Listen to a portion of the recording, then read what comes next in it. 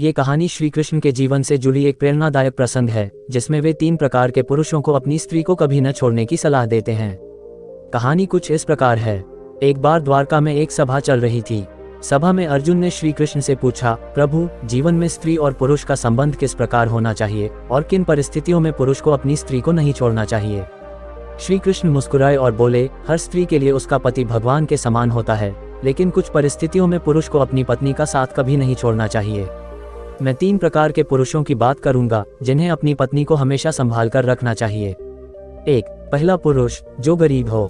श्री कृष्ण ने कहा, यदि कोई पुरुष आर्थिक रूप से कमजोर है और उसकी पत्नी उसकी हर कठिनाई में साथ देती है, तो वह पुरुष अपने जीवन में कभी भी अपनी पत्नी को न छोड़े। ऐसी पत्नी धन से बड़ी दौलत होती है। वह सच्ची साथी है, जो कठिन समय में भी अपने पति का साथ देती है। 2. दूसरा पुरुष, जो बीमार हो। श्री कृष्ण बोले, जो पुरुष किसी गंभीर बीमारी से पीड़ित हो और उसकी पत्नी उसकी सेवा करे, उसकी देखभाल करे, तो वह पुरुष अपनी पत्नी को कभी न छोड़े। ऐसी पत्नी भगवान का रूप होती है, जो बिना किसी स्वार्थ के अपने पति का साथ देती है। 3. तीसरा पुरुष, जो अपमानित हो चुका हो। श्री कृष्ण ने कहा, यदि कोई पुरुष समाज में अपमानित हुआ हो और उसकी पत्नी उस पर भरोसा करके उसका सम्मान बनाए रखे, तो वह पुरुष अपनी पत्नी को कभी न छोड़े। ऐसी पत्नी न केवल पति का सहारा बनती है, बल्कि उसके आत्मविश्वास को भी बढ़ाती है। श्री कृष्ण ने अंत में कहा, सच्चा पति वही है, जो इन परिस्थितियों में अपनी पत्नी को अपने जीवन का अभिन्न हिस्सा मानता है। स्त्री और पुरुष का रिश्ता भरोसे और प्रेम पर टिका होता है। इसे कभी टूटने नहीं देना चाहिए। इस प्रेरणादायक कथा से हमें ये सीख मिलती है कि कठिन समय में अपने जीवन साथी का साथ देना ही सच्चा प्रेम और संबंध है। नंबर 1, जो गरीब हो। एक छोटे से गांव में रघु नाम का एक किसान अपनी पत्नी सुनीता के साथ रहता था।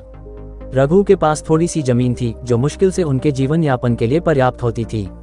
वे दोनों बेहद साधारण जीवन जीते थे, लेकिन उनके बीच प्रेम और भरोसा की कोई कमी नहीं थी। सुनीता हमेशा रघु के लिए प्रेरणा का स्रोत बनी रहती थी। वह जानती थी कि उनके पास धन दौलत नहीं है, लेकिन उसने कभी इस बात की शिकायत नहीं की। उसके लिए रघु का साथ और उनका प्यार सबसे बड़ी संपत्ति थी। वह हर सुबह जल्दी उठकर घर के काम करती और फिर खेत में रघु की मदद करती। कठिन समय की शुरुआत। एक साल गांव में भयंकर सूखा पड़ा। बारिश न होने की वजह से फसलें पूरी तरह से बर्बाद हो गईं। रघु और सुनीता के पास खाने के लिए अनाज भी नहीं बचा। गांव के दूसरे किसान धीरे धीरे शहर की ओर पलायन करने लगे, लेकिन रघु ने अपना गांव छोड़ने से इनकार कर दिया। रघु ने कहा, यह जमीन मेरे पूर्वजों की है, मैं इसे नहीं छोड़ सकता। चाहे जैसे भी हो, मैं इसे फिर से उपजाऊ बनाऊंगा। सुनीता ने उसका हाथ थामा और कहा, मैं तुम्हारे साथ हूँ। हम मिलकर इस मुश्किल वक्त का सामना करेंगे। संघर्ष के दिन। रघु ने छोटे मोटे काम करने शुरू कर दिए। वह गांव के धनी जमींदार के खेतों में मजदूरी करने लगा, जबकि सुनीता ने अपने घर में गाय का दूध बेचने का काम शुरू किया। वे दोनों सुबह से रात तक काम करते, लेकिन फिर भी बहुत कम पैसा कमा पाते। एक दिन रघु काम से थककर घर आया और बोला, सुनीता, मुझे लगता है कि मैं तुम्हें वह जीवन नहीं दे सकता जिसका तुम हकदार हो। मुझे बहुत दुख होता है कि मैं तुम्हारी कोई ख्वाहिश पूरी नहीं कर सकता। सुनीता ने मुस्कुराते हुए कहा, रघु, मेरे लिए तुम्हारा प्यार ही सबसे बड़ी ख्वाहिश है। जब तक हम एक दूसरे के साथ हैं, हमें किसी और चीज की जरूरत नहीं। समर्पण और त्याग। एक दिन गांव में एक व्यापारी आया, जो गांव के किसानों से उनकी जमीन खरीद रहा था। उसने रघु को भी प्रस्ताव दिया। व्यापारी ने कहा, तुम्हारी जमीन में कोई उपज नहीं बची है, इसे बेच दो और शहर में जाकर नई जिंदगी शुरू करो। रघु इस प्रस्ताव से परेशान हो गया। उसने सुनीता से कहा, शायद हमें यह जमीन बेच देनी चाहिए। इससे हमें कुछ पैसे मिल जाएंगे और हम एक नई शुरुआत कर सकते हैं। सुनीता ने रघु की आंखों में देखा और कहा, यह जमीन हमारी पहचान है, इसे छोड़कर हम कहाँ जाएंगे। मुझे भरोसा है कि एक दिन यह जमीन फिर से उपजाऊ होगी। हमें अपना विश्वास नहीं खोना चाहिए। आशा की किरण। सुनीता के शब्दों ने रघु को एक नई उम्मीद दी। उसने जमींदार से थोड़ा और कर्ज लिया और जमीन को फिर से उपजाऊ बनाने के लिए मेहनत शुरू कर दी। सुनीता ने भी अपनी पूरी ताकत लगा दी। कुछ महीने बाद बारिश होने लगी। रघु और सुनीता ने अपनी जमीन पर मेहनत करते हुए फसल उगाई। इस बार उनकी मेहनत रंग लाए और फसल इतनी अच्छी हुई कि वे अपना कर्ज भी चुका सके। जीवन का सबक। रघु ने सुनीता से कहा, अगर तुम मेरे साथ न होती तो मैं कभी इस मुश्किल समय का सामना नहीं कर पाता। तुमने न केवल मेरा साथ दिया, बल्कि मुझे वह हिम्मत भी दी जो मुझे हारने से बचा सकी। सुनीता ने मुस्कुराते हुए कहा, पति पत्नी का रिश्ता सिर्फ सुख में साथ देने का नहीं होता, बल्कि दुख और कठिनाई में भी एक दूसरे का सहारा बनने का होता है। इस घटना के बाद रघु ने यह समझ लिया कि सच्ची दौलत धन नहीं, बल्कि अपने जीवन साथी का प्यार और साथ है। सीख। ये कहानी हमें सिखाती है कि कठिन परिस्थितियों में भी विश्वास और समर्पण से हर मुश्किल को पार किया जा सकता है। पति पत्नी का रिश्ता केवल प्रेम का नहीं, बल्कि एक दूसरे के लिए प्रेरणा और सहारा बनने का भी होता है। नंबर 2, जो बीमार हो। किसी छोटे से कस्बे में रामू नाम का एक साधारण व्यक्ति अपनी पत्नी सीता के साथ रहता था। रामू एक मेहनती मजदूर था जो दिन रात मेहनत करके अपने परिवार का पेट पालता था। उनकी जिंदगी मुश्किल थी, लेकिन उनके बीच प्यार और समझदारी का रिश्ता था जो हर चुनौती को आसान बना देता था। सुख से दुख की ओर। एक दिन रामू काम करते करते अचानक गिर पड़ा। जब उसे अस्पताल ले जाया गया तो डॉक्टर ने बताया कि उसे एक गंभीर बीमारी हो गई है। ये खबर सुनकर रामू और सीता पर दुखों का पहाड़ टूट पड़ा। डॉक्टर ने कहा, इस बीमारी का इलाज लंबा और महंगा होगा। अगर सही समय पर इलाज न हुआ तो हालत और खराब हो सकती है। रामू ने निराश होकर सीता से कहा, अब मैं तुम्हारा और अपने बच्चों का बोझ नहीं उठा सकता। मैं चाहता हूं कि तुम मुझे छोड़ दो और अपने लिए एक नई जिंदगी शुरू करो। मैं तुम्हारे साथ न्याय नहीं कर पा रहा हूं। सीता का संकल्प। सीता ने रामू की बात सुनकर उसकी आंखों में देखा और कहा, पति पत्नी का रिश्ता सिर्फ सुख में साथ रहने का नहीं होता। हमने 7 जन्मों तक साथ निभाने की कस्में खाई हैं। मैं तुम्हें कभी नहीं छोड़ सकती। चाहे कितना भी संघर्ष क्यों न करना पड़े, मैं तुम्हारा इलाज करवाऊंगी।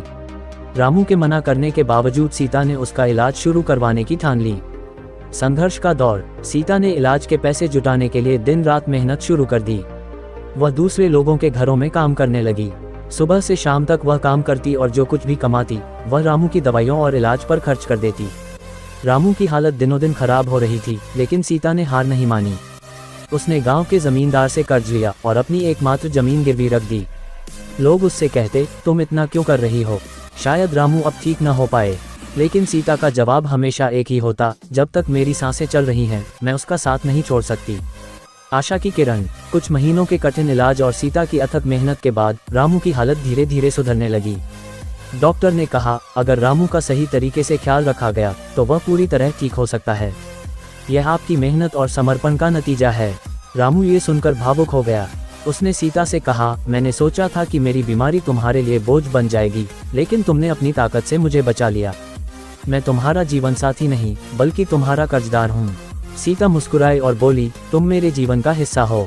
पति पत्नी का रिश्ता कर्ज का नहीं, बल्कि समर्पण और भरोसे का होता है। नई शुरुआत।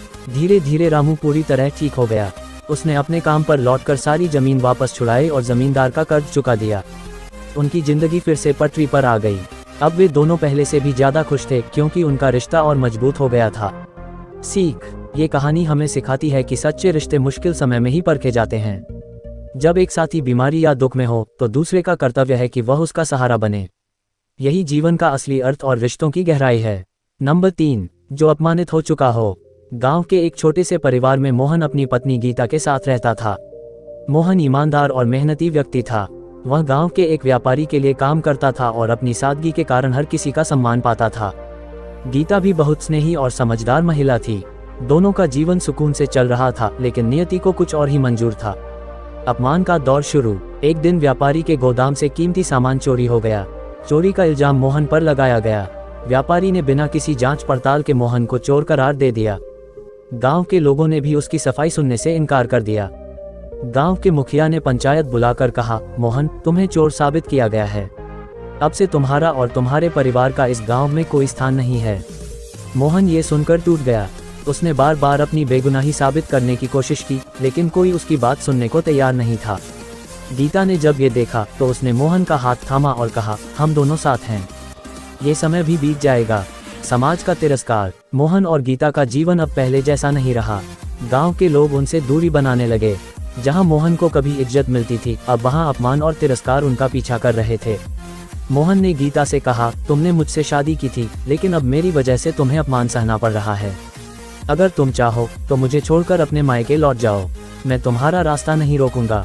गीता ने दृढ़ता से जवाब दिया, पति पत्नी का रिश्ता सुख दुख में साथ रहने का वचन है।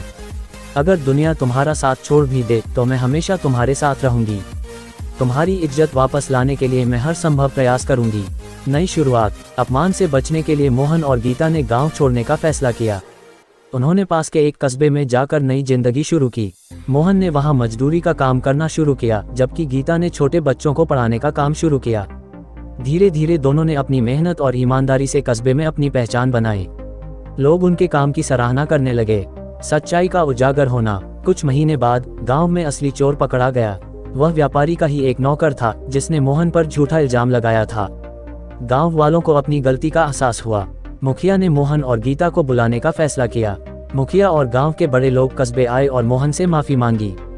उन्होंने कहा, हमने तुम्हारे साथ अन्याय किया, हमें तुम पर भरोसा करना चाहिए था। अब तुम हमारे साथ गांव लौट चलो, तुम्हारा सम्मान वापस होगा। सम्मान की वापसी। गीता ने मोहन को गांव लौटने के लिए प्रेरित किया। वह बोली, ये तुम्हारी बेगुनाही की जीत है। अब समय है कि तुम उन लोगों को दिखाओ कि सच्चाई हमेशा जीतती है। मोहन और गीता गांव लौट आए। गांव वालों ने मोहन को पूरे सम्मान के साथ वापस स्वीकार किया। व्यापारी ने भी अपनी गलती मानी और मोहन को अपने काम पर वापस बुला लिया। रिश्ते की ताकत। मोहन ने गीता से कहा, अगर तुम मेरे साथ न होती तो मैं ये लड़ाई कभी नहीं जीत पाता। जब पूरा गांव मेरे खिलाफ था तब केवल तुमने मुझ पर विश्वास किया। तुमने न केवल मेरा सम्मान बचाया बल्कि मुझे जीने की हिम्मत भी दी। गीता मुस्कुराई और कहा, सच्चा रिश्ता वही होता है जो कठिनाइयों में भी साथ निभाए। तुम्हारा सम्मान मेरा सम्मान है और मैं इसे कभी टूटने नहीं दूंगी। सीख।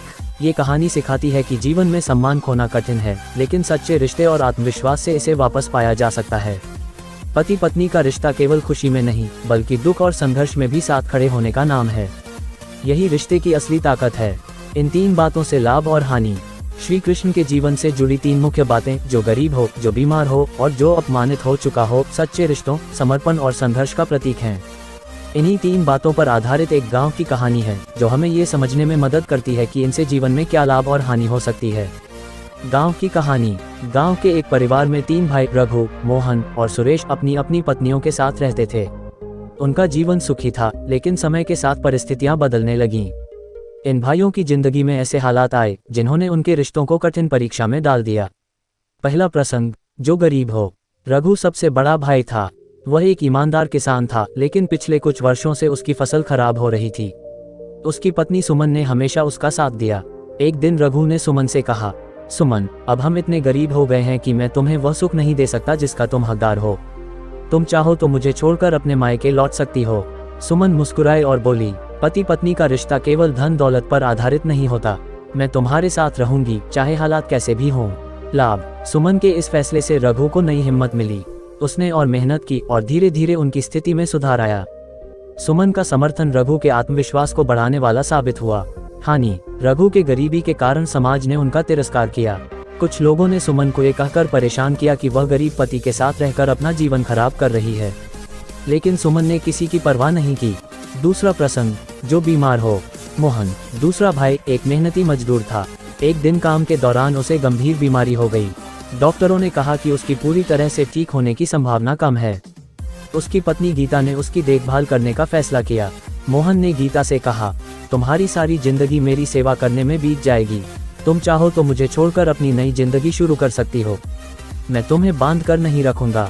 गीता ने दृढ़ता से जवाब दिया, तुम्हारी बीमारी मेरा त्याग नहीं मांगती बल्कि मेरा साथ मांगती है। मैं तुम्हें कभी नहीं छोड़ूंगी।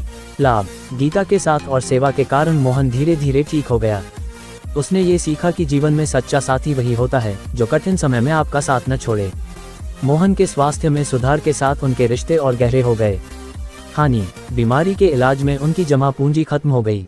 गीता को दूसरों के घरों में काम करना पड़ा, जिससे उसे समाज के तानों का सामना करना पड़ा, लेकिन गीता के लिए मोहन का ठीक होना सबसे बड़ी जीत थी। तीसरा प्रसंग, जो अपमानित हो चुका हो। सुरेश, सबसे छोटा भाई, एक शिक्षित व्यक्ति था। वह गांव के बच्चों को पढ़ाया करता था, लेकिन एक दिन उस पर चोरी का झूठा इल्जाम लगा। गांव वालों ने सुरेश का अपमान किया और उसे पढ़ाने से मना कर दिया। सुरेश ने अपनी पत्नी राधा से कहा, अब मैं तुम्हारे लायक नहीं रहा, मेरा सम्मान खत्म हो गया है। अगर तुम चाहो तो मुझे छोड़कर जा सकती हो। राधा ने सुरेश का हाथ पकड़ा और कहा, सम्मान खत्म नहीं होता बल्कि परिस्थितियों में छिप जाता है। मैं तुम्हारा साथ दूंगी और तुम्हारा सम्मान वापस दिलाऊंगी।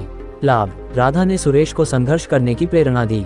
सुरेश ने अपनी बेगुनाही साबित की और गांव वालों के बीच अपनी खोई हुई प्रतिष्ठा वापस पाई। इस कठिन समय ने उनके रिश्ते को और मजबूत किया। हानि। सुरेश और राधा को समाज से कई दिनों तक तिरस्कार सहना पड़ा। उन्हें मानसिक तनाव का सामना करना पड़ा, लेकिन अंत में सच्चाई की जीत हुई। तीनों प्रसंगों से मिली सीख। 1. जो गरीब हो। लाभ। सच्चा प्यार और विश्वास मुश्किल समय को आसान बना देता है।